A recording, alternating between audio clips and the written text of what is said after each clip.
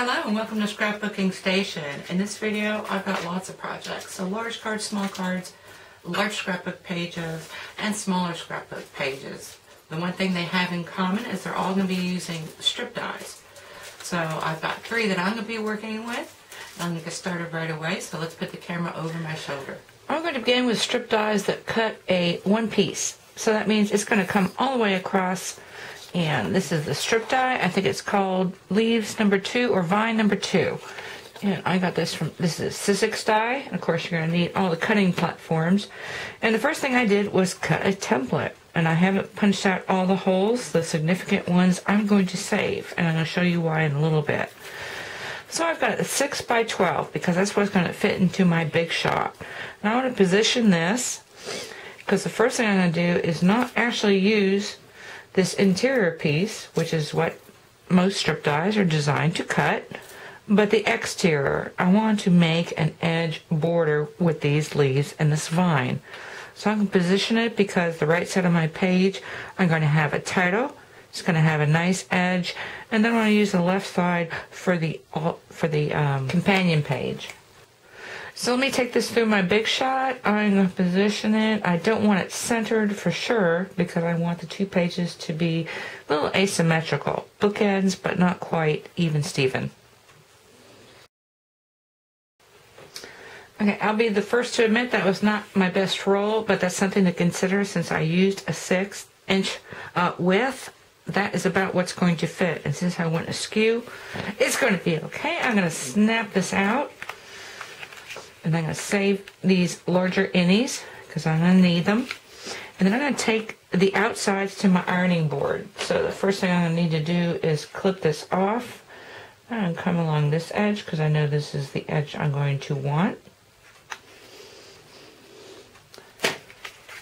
And I'll be back with the finished edges. Once I've ironed my left side piece, I kind of positioned some of these innies, a couple of them anyway, and then I need to decide. And I would leave them in this initial cut piece. But I've got a little one there. And I've got another guy that needs to fit over here if I want to make it totally exact. But I'm probably going to get this on my scrapbook page first and decide whether I want to transfer this over. Same with these other little guys on this side, which isn't yet ironed. But that's going to be my right side page. So let me get this onto the base of my scrapbook page and I will be back. I went ahead and finished this first page only because I've got a lot to show, so this can go pretty quickly. I want to talk about the construction a little bit because when I attached the border to my pattern paper, I first cut my pattern paper off because I wanted to use that strip or at least a piece of it. So I cut 1 inch off because that would more than back this border and then added this strip, and that just makes placing of these letters a no-brainer. Anything you can do like that to make life a little faster works. And these are my sweet pea petals, which came from my 3D sculpted petals. And so that's the first page, and the great thing about this is your companion almost becomes a no-brainer. So this is my second page. Let me see. You can see that. I'm going to put it right on top for now. Well, let me show you a couple of things. So I've got the left side of that die cut. Here I've got the right side of that die cut, and I couldn't help but use pieces of that strip die for embellishments. So again, a couple sweet pea petals and some leaves and then a couple pipe cleaners. The other thing on this page, I also split it, giving myself some more of this pattern paper. And so that's about 2.5 inches, and then I used that pattern paper to mat these craft photos. So it kind of takes the background into the foreground a little bit, die cut letters, and then some symmetry here. And then of course, let me come across the bottom here. My title pretty much runs seamlessly across both pages. So first signs of spring, and then some of my spring projects that I've got at my Etsy shop. So really nice, comes together very quickly. And then I wanted to show you this card. Okay, the backdrop for this card is really just 2 strips of the die cut that are, I first cut 6.5 by 2 inches. So for each one, well, first off, I marked my die cut exactly where I wanted that 6.5 inches to go. And this way, when I cut 2 of them, they could match exactly onto my card front. And so let's just look at the green. So I've got the green inside die cut. I've got the left side as my bottom border, and then on the inside I used the right side, turned it over for this bottom border on the inside.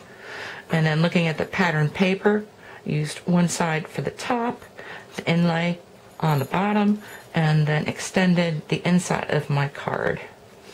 And so that is pretty much all you need. I did create an embellishment using a lot of the same elements, added a little star and some words. And then on the inside, I used those, the template that I made to spreads, for reaching some of these leaves so that you can see the clear pattern paper. So really nice, comes together really quickly. I'm going to leave you some photos and we're going to move into my next strip piece.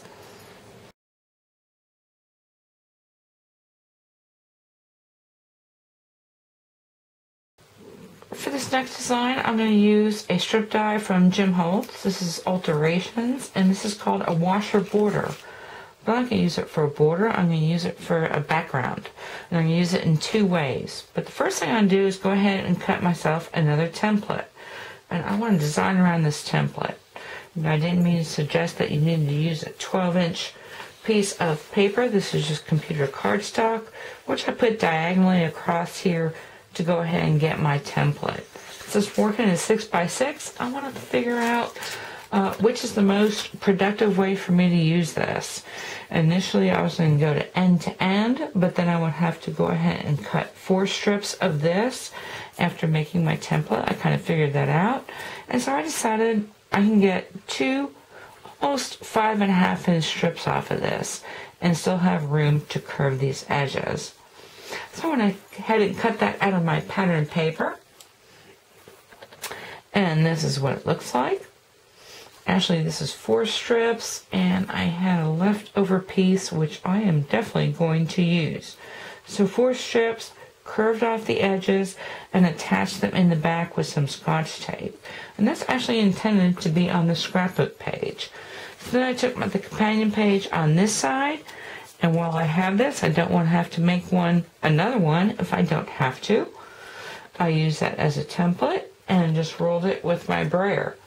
So I took some black ink and just rolled over that. Way easy. And then since I had that and I knew I was going to make a card as well, I went ahead and used the same template because, as I said again, I don't have to make another one.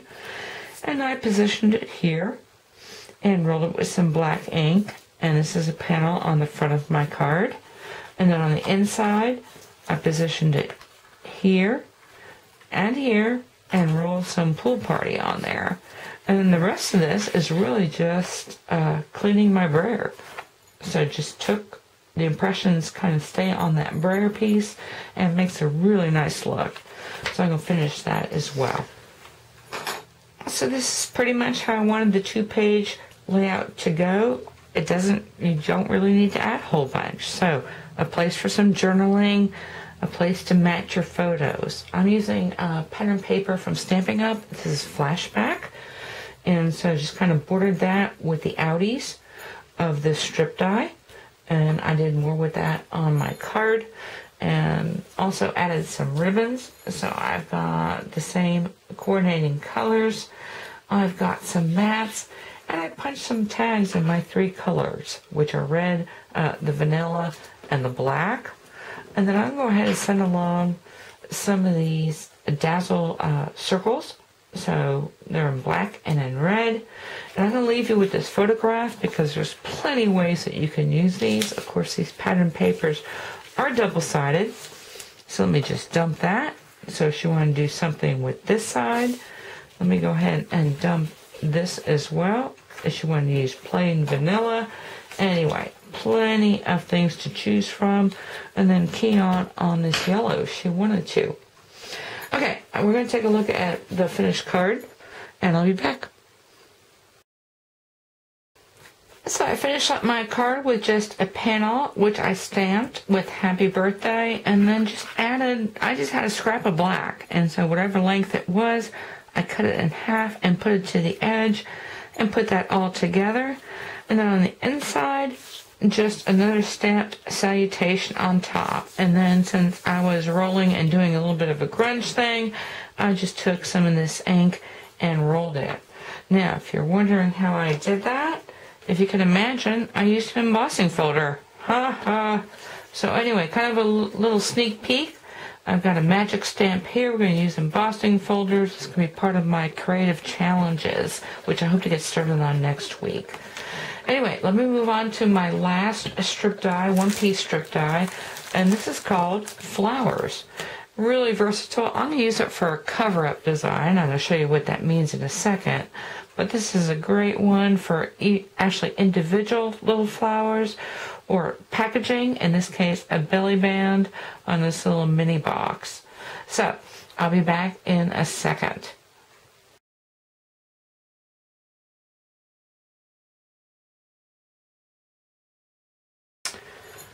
Okay, in this last scrapbook page design, I've got this die cut and I'm going to create a curtain.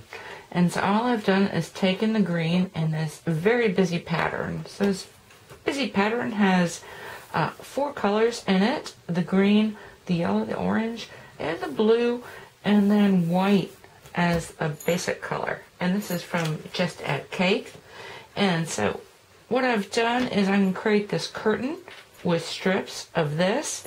And so I've got this for my left side page, and then I'm going to take the same strip and cut it like so. So I'm going to do 2 at a time to give me 2 pages. Now, I'm going to fill in, because these are all going to be outies. And I'm going to take my pattern papers and fill in the centers. So I want to save these little circles because I'm going to plop those back in there. Now, this very busy pattern paper actually does have a pattern. It's striped. So when I make my companion page, I want it going the same direction, and I am going to cut off 2.5 inches, and I just backed it with some dunnage. So this way, when I get my finished pieces, I can start placing them. And like I said, left side's going to come this way, and then the right side's goes smaller to larger. So let me do that, and I'll be back. As I come back with each strip, what I'm going to do is, because remember this end is open, so you want to work against some sort of grid to make sure you're still square here at the bottom, because I still want this to be 2 inches at the bottom, 2 inches at the top, and that's going to make my curtain. Now I'm going to pop each one of these out and stick them into the centers, and this way I will have the outies in green, the centers in green, and then this pattern paper, which is going to change as I come across my curtain. Okay, as I'm finishing each strip, I'm going to attach it to my scrapbook page, and here I just want to keep everything square. So I've turned my grid paper around so I can go edge to edge, give myself 2 inches, and when I attach it, I'm only going to glue to about here, and that's so that I have that to lift up in case I need to tuck something in later, like a photograph or an embellishment. So I will finish with the rest of these strips and be back with the finished background. Okay, before we look at the finished pages, the other thing I wanted to mention is that in case you hadn't thought about it before, your larger framelits make great edge borders. And so all I did in that photo, this is a larger strip, but just kind of eyeballed it so that it would be somewhat centered toward the edge of my strip. And then when I ran it through my big shot, excuse me, you only have to run it as far as about here. It's just a little bit easier, quicker, and maybe you've got some framelits that will give you really intriguing edges. So let's look at the finished pages. So this is going to be my left side. So again, graduated. If you're working in an 8x8 format, just cut off these two and this, and it would be intriguing as well. And then very quickly, you've got your companion page, which is just a mirror. Again, paying attention to your stripes. But this is a neat way. Let me back up a little bit. No, that's good. This is a neat way to use some of these busier papers. Now, I'm not going to put photos on here because I really haven't decided. This could be a spring layout, but I'm thinking I'm going to use it for my Easter photos. And then if you really want to make have your photos pop. I'm thinking using a white mat would really make them stand out from the page. Of course, I've got room for maybe a title that spans the center portion. I could actually put journaling or an embellishment up in these corners. Now I'm going to save all these innies, and I can either use them as the strips, so as they come, to kind of either go around my photos or as photo corners, or I could separate them out. So let's take a look at the card I put together. And this is it, and it's my Be Happy card. And I used the border to go ahead and create the front of my card base. And so you can see where I've backed it with acetate. And here's where I used these flowers, kind of cut them apart. I've actually got extras. And in fact, I just released this video. It's called Be Happy Card Design. So you can watch that from beginning to end. So hopefully I've left you with a lot of intriguing ideas to use in your card making or on your scrapbook pages. So we've got innies, we've got outies, we've used them as templates, different size scrapbook pages, different size cards. Now, if you like this video and you found something that maybe inspired you, my next strip dies are going to be ones that are broken apart. And so, a lot of fun designs I'm planning to do with that, and I hope you watch it. Anyway, thank you for watching.